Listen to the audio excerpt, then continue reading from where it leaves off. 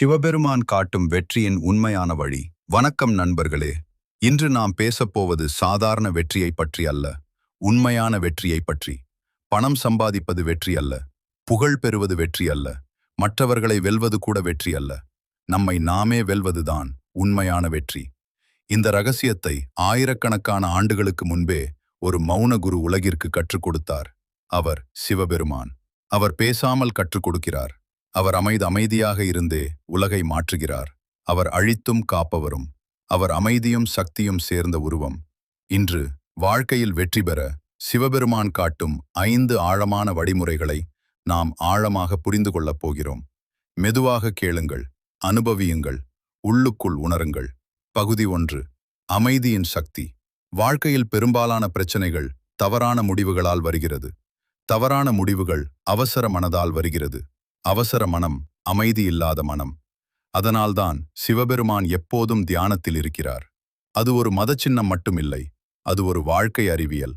உலகம் முழுக்க சத்தமாக இருந்தாலும் உள்ளே அமைதி இருந்தால் நீங்கள் தெளிவாக பார்க்க முடியும்.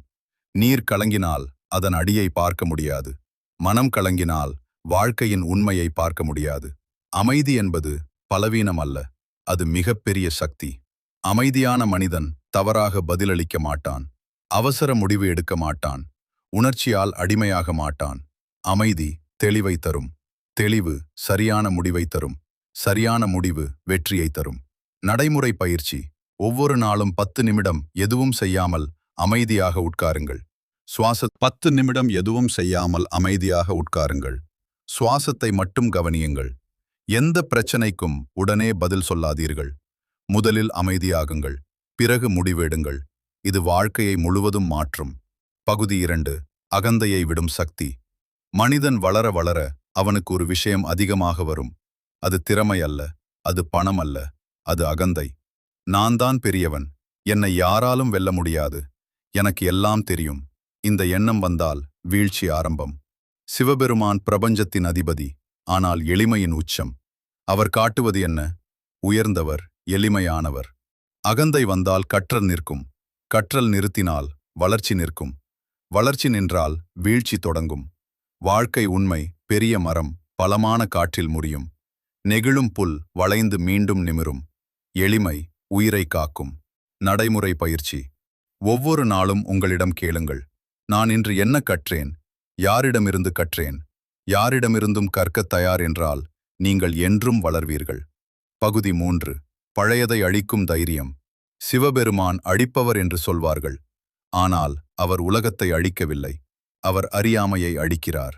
பழைய பயம், பழைய தோல்வி, பழைய நம்பிக்கையின்மை, இவையெல்லாம் உள்ளே இருக்கும் விஷம். புதிய வாழ்க்கை உருவாக பழைய தடைகள் அழிய வேண்டும். பழையதை பிடித்துக்கொண்டு புதியதை எதிர்பார்ப்பது அசாத்தியம். வாழ்க்கை உண்மை. வீட்டை சுத்தம் செய்ய பழைய குப்பை வெளியே போக வேண்டும். மனதை சுத்தம் செய்ய பழைய நினைவுகள் வெளியே போக வேண்டும். நடைமுறை பயிற்சி. உங்கள் வாழ்க்கையில் எதை விட்டால் நான் வளருவேன்? எந்த பயம் என்னை தடுக்கிறது? எழுதி பாருங்கள். அதை மெதுவாக விடுங்கள். பகுதி 4. உணர்வு கட்டுப்பாடு. மனிதனை அடிமையாக்குவது மற்றவர்கள் அல்ல, அவன் உணர்ச்சிகள். கோபம் வந்தால் அவன் சிந்திக்க மாட்டான். பயம் வந்தால் அவன் முயற்சிக்க மாட்டான். ஆசை அதிகமானால் அவன் அமைதியாக இருக்க மாட்டான். சிவபெருமான் உணர்வுகளின் அதிபதி. அவர் கோபத்தை கூட கட்டுப்படுத்துகிறார்.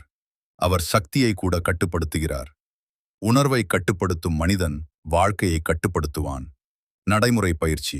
கோபம் வந்தால் பேசாதீர்கள். பயம் வந்தால் ஓடாதீர்கள். ஆசை வந்தால் உடனே செயல் செய்யாதீர்கள். 3 ஆழ்ந்த மூச்சு, பிறகு முடிவு. பகுதி 5. சமநிலை வாழ்க்கை. வாழ்க்கை ஒரு பக்கம் மட்டும் இருந்தால் அது முழுமை அல்ல. சக்தி மட்டும் இருந்தால் அழிவு. அமைதி மட்டும் இருந்தால் செயல் இல்லை. தைரியம் பிளஸ் கருணை, சக்தி பிளஸ் அமைதி, செயல் பிளஸ் தியானம், இவை சேர்ந்தால்தான் முழுமையான மனிதன். ஆழமான உண்மை. வெற்றி வெளியில் கிடைக்காது, அது உள்ளே உருவாகும். மனம் மாறினால் வாழ்க்கை மாறும். சிந்தனை மாறினால் விதி மாறும். இறுதி தியான வழிகாட்டல். கண்களை மூடுங்கள். உள்ளே அமைதி, மனம் தெளிவு, அகந்தை இல்லை, பயம் இல்லை. நான் என்னை வெல்லுகிறேன். நான் அமைதியை தேர்வு செய்கிறேன். நான் தைரியத்தை தேர்வு செய்கிறேன். நான் சமநிலையை வாழ்கிறேன். இறுதி செய்தி: நீங்கள் உலகத்தை வெல்ல வேண்டியதில்லை. உங்கள் மனதை வெல்லுங்கள். உள்ளே அமைதி, உள்ளே தெளிவு, உள்ளே கட்டுப்பாடு. அங்கேதான் உண்மையான வெற்றி. அமைதியை கற்றுக்கொள்ளுங்கள். அகந்தையை விடுங்கள். பழையதை அழிய விடுங்கள். உன் உணர்வை கட்டுப்படுத்துங்கள். சமநிலையை வாழுங்கள். அப்போதுதான் வெற்றி உங்களை தேடி வரும். நன்றி. அமைதியாக இருங்கள். வெற்றி உங்களுடையது. பகுதி 6. பொறுமையின் மறைக்கப்பட்ட சக்தி. நாம் அனைவரும் வெற்றியை விரைவாகவே விரும்புகிறோம். விரைவாக வளர வேண்டும், விரைவாக சாதிக்க வேண்டும், விரைவாக வாழ்க்கை மாற வேண்டும்.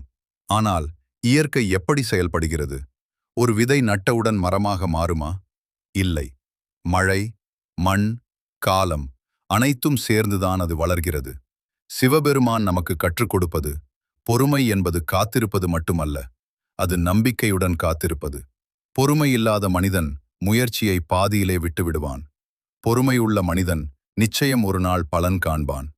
வாழ்க்கை உண்மை: விரைவாக கிடைத்தது விரைவாக போய்விடும். மெதுவாக உருவானது நிலைத்திருக்கும்.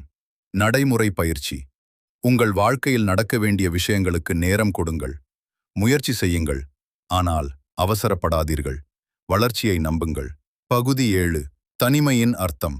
பலர் தனிமையை பயப்படுகிறார்கள். ஆனால் உண்மையில் தனிமை என்பது வெறுமை அல்ல. அது உங்களை நீங்கள் சந்திக்கும் இடம். சிவபெருமான் பெரும்பாலும் மலை உச்சியில், அமைதியில், தனிமையில். ஏன்? ஏனெனில் கூட்டத்தில் நாம் பிறரை கேட்கிறோம். தனிமையில் நாம் நம்மை கேட்கிறோம். உங்கள் வாழ்க்கையின் மிக முக்கியமான பதில்கள் உங்கள் உள்ளேதான் இருக்கிறது. அதை கேட்க அமைதியான தனிமை தேவை.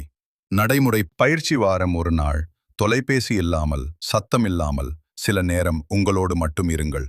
உள்ளே என்ன உணர்கிறீர்கள்? எதை விரும்புகிறீர்கள்? எதை மாற்ற வேண்டும்? அதை கேளுங்கள். பகுதி 8. பயத்தை தாண்டும் ஆன்ம பலம். பயம் என்பது மனிதனின் பெரிய சங்கிலி. பயம் இருந்தால் நாம் முயற்சி செய்ய மாட்டோம். பயம் இருந்தால் நாம் கனவு காண மாட்டோம். பயம் இருந்தால் நாம் நம்மாக இருக்க மாட்டோம். சிவபெருமான் பயத்தின் அப்பாற்பட்ட அமைதி. அவர் சொல்லும் செய்தி: பயம் ஒரு உணர்வு, அது உண்மை அல்ல. நீங்கள் பயத்தை எதிர்கொண்டால் அது சுருங்கும். நீங்கள் ஓடினால் அது வளர்கிறது. நடைமுறை பயிற்சி. உங்களுக்கு மிகவும் பயமுள்ள விஷயம் என்ன? சிறிய அளவில் அதை எதிர்கொள்ளுங்கள். மெதுவாக, ஆனால் தொடர்ந்து. பயம் தானாக மறையும். பகுதி 9. கருணையின் உயர்ந்த அறிவு சக்தி மட்டும் இருந்தால் மனிதன் கடினமாக மாறுவான். கருணை இருந்தால் அவன் மனிதனாக மாறுவான். சிவபெருமான் மிகப்பெரிய சக்தி, ஆனால் அதே அளவு கருணை. உண்மையான வலிமை: பிறரை காயப்படுத்தாத வலிமை. உண்மையான உயர்வு: பிறரை உயர்த்தும் உயர்வு. வாழ்க்கை உண்மை: கருணை காட்டுவது பலவீனம் அல்ல, அது உள்ளத்தின் பெரிய சக்தி. நடைமுறை பயிற்சி. ஒவ்வொரு நாளும் ஒரு நல்ல செயல், எந்த எதிர்பார்ப்பும் இல்லாமல். அது உங்கள் மனதை மாற்றும். பகுதி 10. உள் மாற்றத்தின் இறுதி உண்மை. நாம் வாழ்க்கையை மாற்ற முயற்சிக்கிறோம். வேலை மாற வேண்டும், சூழல் மாற வேண்டும், மற்றவர்கள் மாற வேண்டும். ஆனால் உண்மையான மாற்றம் உள்ளே ஆரம்பமாகிறது. உள்ளே அமைதி வந்தால் வெளியே குழப்பம் தாக்காது. உள்ளே தைரியம் வந்தால் வெளியே தடைகள் பயமில்லை. உள்ளே தெளிவு வந்தால் வெளியே வழி தானாக தெரியும். ஆழமான தியான அனுபவம். மெதுவாக மூச்சை இழுங்கள். உங்கள் உள்ளம் அமைதியாகிறது. உங்கள் மனம் மெதுவாக தெளிவாகிறது. பயம் கரைகிறது. அகந்தை மறைகிறது. நீங்கள் உங்கள் உண்மையான சக்தியை உணர்கிறீர்கள். நீங்கள் முழுமை, நீங்கள் அமைதி, நீங்கள் விழிப்புணர்வு. இறுதி நிறைவு செய்தி: வெற்றி என்பது ஒரு இலக்கு அல்ல, அது ஒரு நிலை. அமைதியான நிலை, தெளிவான நிலை, சமநிலை நிலை. அந்த நிலைக்கு சென்றால் வாழ்க்கை முழுவதும் வெற்றி. நினைவில் கொள்ளுங்கள்: அமைதி உங்கள் சக்தி, எளிமை உங்கள் உயர்வு, தைரியம் உங்கள் மாற்றம், கட்டுப்பாடு உங்கள் சுதந்திரம், சமநிலை உங்கள் முழுமை. மெதுவாக கண்களை திறக்குங்கள். உங்கள் வாழ்க்கை இப்போது மாற ஆரம்பித்து விட்டது. அமைதியாக இருங்கள். அறிவுடன் வாடுங்கள். உங்களை நீங்கள் வெல்லுங்கள். நன்றி. உங்கள் வாழ்க்கை ஒளியால் நிரம்பட்டும்.